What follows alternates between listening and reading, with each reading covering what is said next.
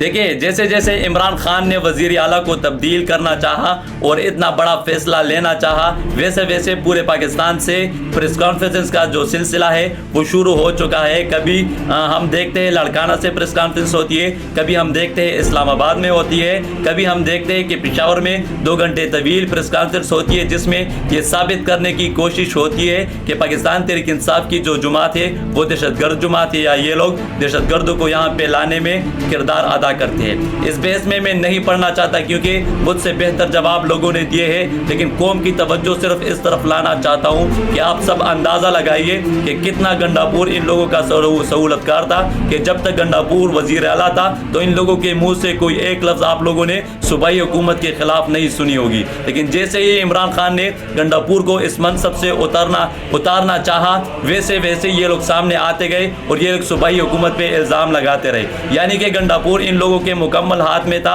اور جو بھی قدم اٹھاتا تھا ان لوگوں کے